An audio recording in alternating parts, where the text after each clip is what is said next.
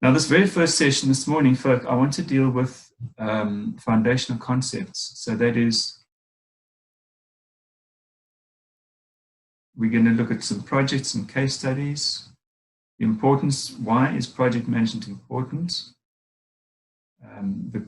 Delivering benefits, how projects deliver benefits to organizations, and then a whole lot of concepts around the project lifecycle.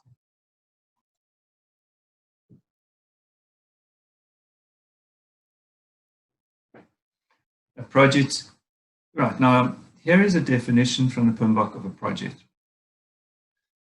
A project is a temporary endeavor undertaken to create a unique product or service. So, and temporary because every project has a beginning and end, and unique because no two projects are the same. So let's think of an example of a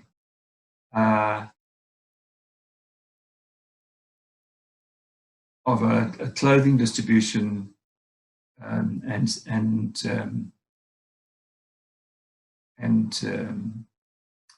sell shop like Mr. Price. Mr. Price has to, so their operations, their day-to-day operations would involve importing clothing,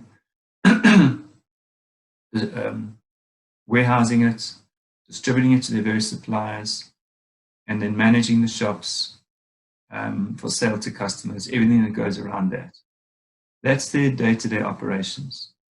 But they will have projects that build up the company, such as opening a new store or developing a new computer system.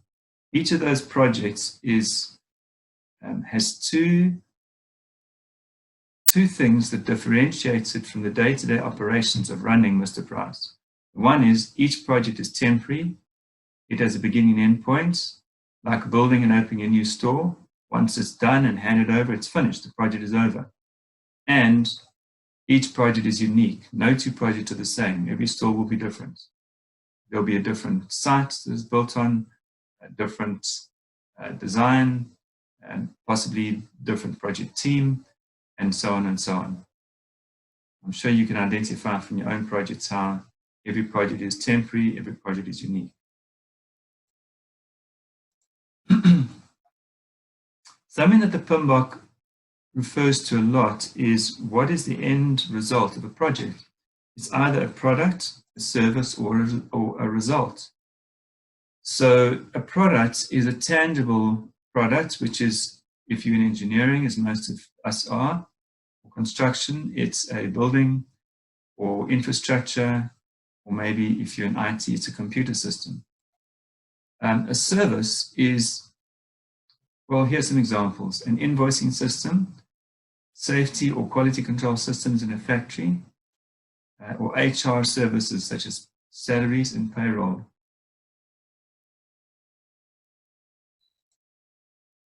And a result such as a document or an outcome.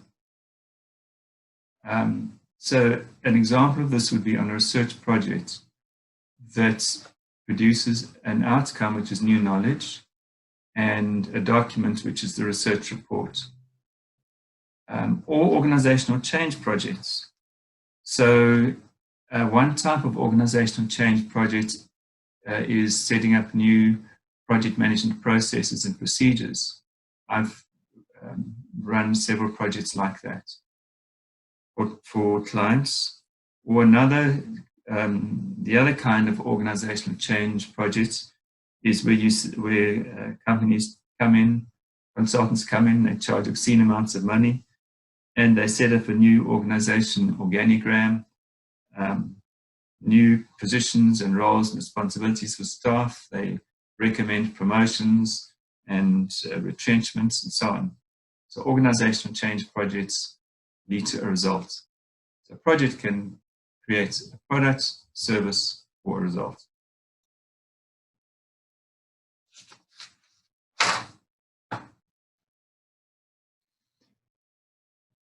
Why do we need project management?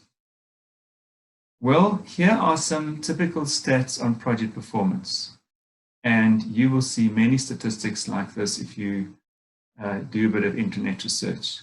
with alarmingly bad results of vast numbers of projects finishing late and over budget. In this particular study, which happens to be a South African one, but that doesn't mean we do things badly here. You'll see this in American studies as well.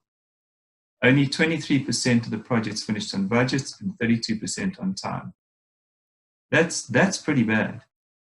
And this particular study, these were not just slightly over budget or slightly late, these were significantly over budget, significantly late in the building environment. So that's one of the basic reasons, folk, why we need project management, is to help deliver projects on time and on budget.